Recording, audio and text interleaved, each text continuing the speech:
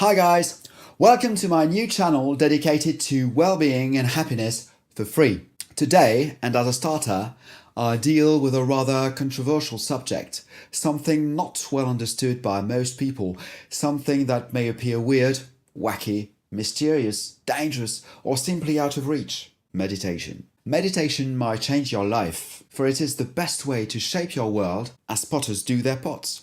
We'll talk in forthcoming videos about the precepts of meditation, its benefits, etc. But for today, I insist on the very first thing, the crucial ability you have to master in the practice, the rock upon which the whole skill rests, but which is too often skated over by teachers or manuals. If when asked about meditation you answer that you've tried it time and time again with no success, this video is for you. For today, I'll let the cat out.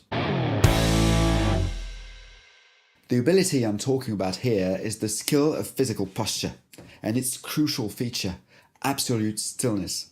This is actually the difference of posture between mere relaxation and meditation. In fact, most gurus or even mere teachers speak about everything except this most essential rule of meditation.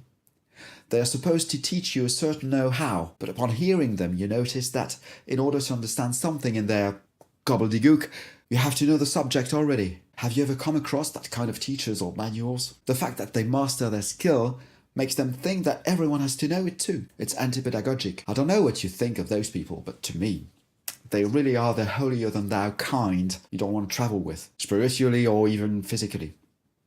Anyway, in this very video, I'll do my best to remedy this situation and help you begin or simply better your practice of meditation. Let's go straight to the point.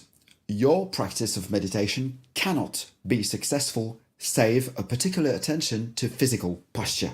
This is the rock, the stepping stone upon which success is built. You cannot build a castle on sand.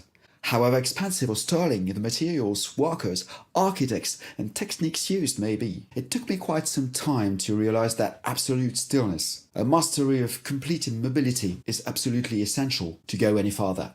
Once you've chosen your posture, you must not move a single toe until the end of the session. For too many years, I thought that moving a little bit every now and then was not detrimental to the art of meditation, that I could readjust my sitting, stretch a bit, move my head or my jaws without really spoiling the practice. Positively wrong. And this is why. Perfect motionlessness is required so that after a while it induces a kind of stupor all over the body. As John Keats says in his Ode to a Nightingale, "A drowsy numbness pains my senses, as though of hemlock I had drunk." This quotation is clear enough to demonstrate the absolute necessity of closing the door of the senses, as stated in the Bible. The only authorized movements are breathing, of course, and subconscious little moves like subtle contractions of the body, mainly fingers and eyelids, or even sounds. These movements you cannot do anything against, for they're subconscious. And they even are a sure sign of success, because as some mystics say, they witness an inner communication from your deepest self, your soul. It means that the connection with infinite substance is on. Isn't that wonderful? Isn't it amazing? We'll refer to the touch stance here. It is of course essential to have previously taken care of all other senses, that is to say, sit in a quiet place, switch off your phones and doorbells if you can. Move away from hostile or invasive scents. Dim the light and close your eyes, chloroforming all information coming from your five senses, so that in time you may deal with the sixth one. This will be the subject of our next video. But remember, no progress can ever be made save a strict abidance by the law of stillness. It is thus of vital importance to choose the best possible position before starting the session.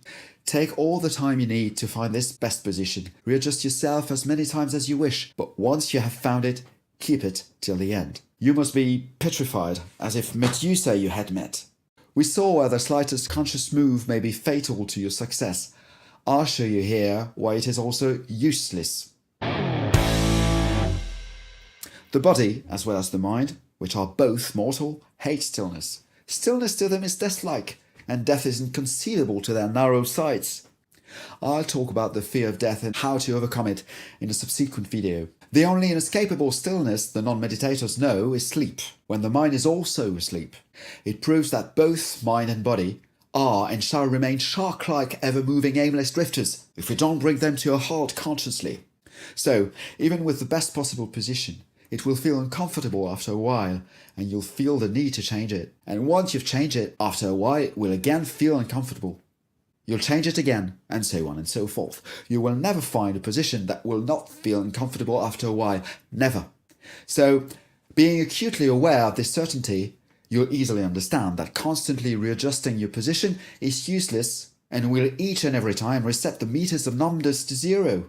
Your dealing with the next step, which is purely mental, will then take place on the first of never. You then reach the conclusion that this thing is not for you, that it doesn't work, or only to those who are worthier, better, luckier, more pious than you.